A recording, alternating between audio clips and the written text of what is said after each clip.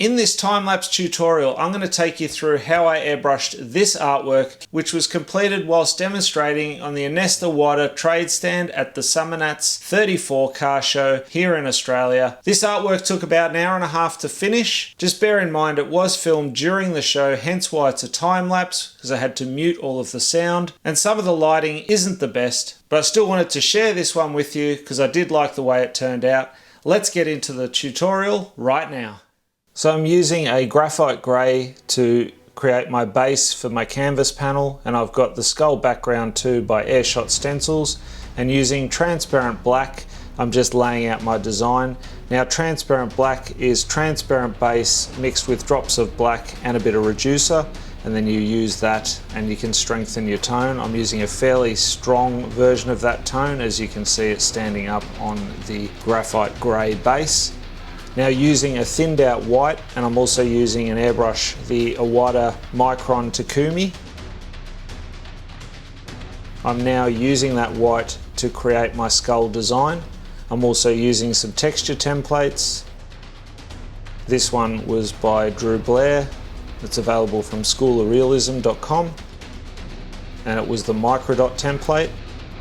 And I'm just correcting a section of the skull, so I wasn't happy with the size of the eye socket or the nose socket, so you can just come in and fix that using the transparent black. If you want to eliminate a section, then you can use the graphite grey or whatever base color you use as an eraser. You can see using that white, I'm up nice and close in certain areas and further away. Now you can see I just eliminated that spot there, and I'll re-coat over it. The teeth were way too close. Also using another texture template by Art Tool just to create some texture in the skulls.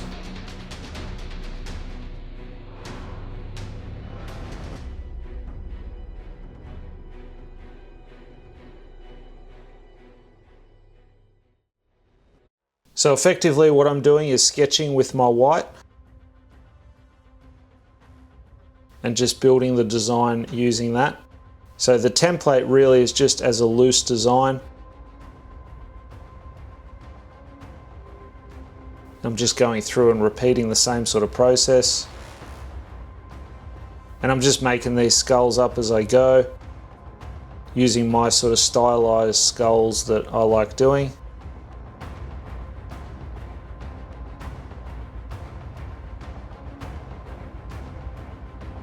But definitely feel free to follow along with this video. Again, that white, just bringing it out, shaping the skull. Now I'm creating a few cracks where I've got some of that smoke flame coming out.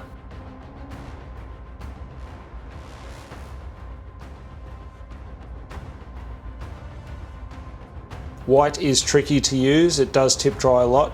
So I generally run it fairly thin, which means that you have to control it, otherwise it'll spider out on you, and you may need to do numerous coats.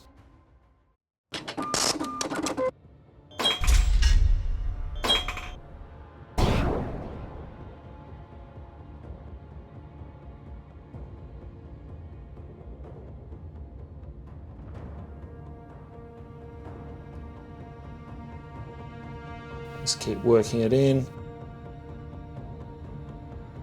Now using the Fire Tool template set, also by AirShot stencils. I'll pop some links in the description below to products that I use within this video. You can see I'm creating those smoke flames. So the key is to use the edge of the template and then sort of freehand off that and figure out a flow that runs through the skulls. Now back to that transparent black, and now what I'm doing is really detailing the skulls. Going back, adding the texture in, and just layering them on top of each other. So if the black is too strong for you, that's the beauty of transparent base. You can mix up like a mid-tone. So mix the transparent base with a little bit of reducer. You don't need as much as you normally would add to your paints, and then just add drops of paint until you're happy with the black mix. So that way you can get sort of a mid-tone, and then you can mix up the one that you see here that's a lot darker and virtually black. The reason for doing this is it's a lot easier to control.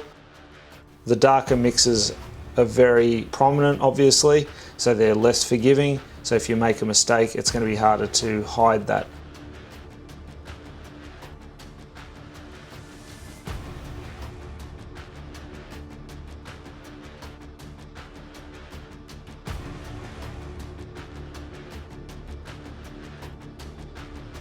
Again, just working some of those smoke flames in amongst the shading. So you can see how I'm defining them to bring them out and then softening them so that they look like they're disappearing back in those eye sockets.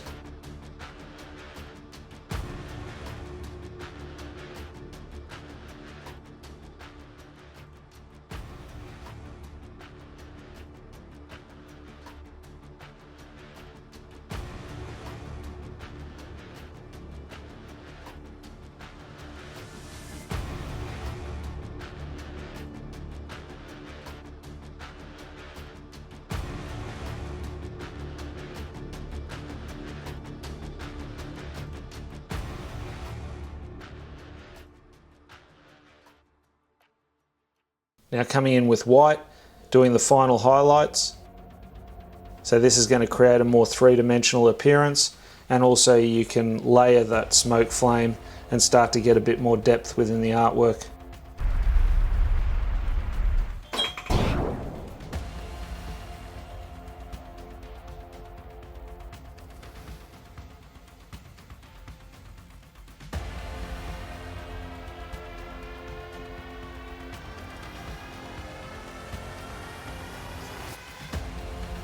The key with the white too is only hit the real bright white highlights, don't go over everything again, and try not to eliminate all of the texture that you've created.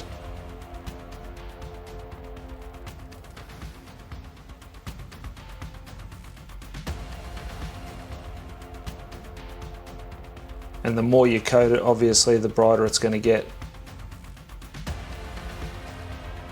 So if you need to do numerous coats in order to get it nice and bright, by all means do so. It also depends on what type of look you're going for.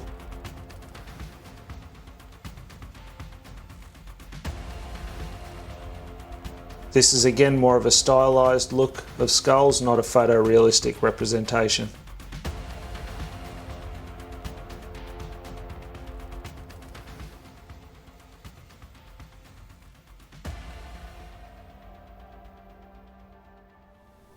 So here's a close-up of the artwork.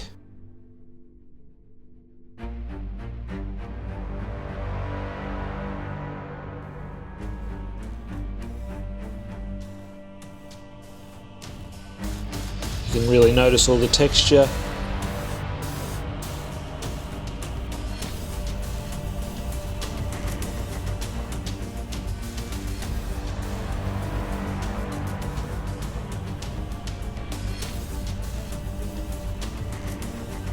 And to continue your learning, be sure to check out some of the other videos and playlists that I've got listed here. And until next time, go grab your airbrush, do some amazing artwork yourself, and I'll see you again very, very soon in the next video. Thanks for watching. Bye for now.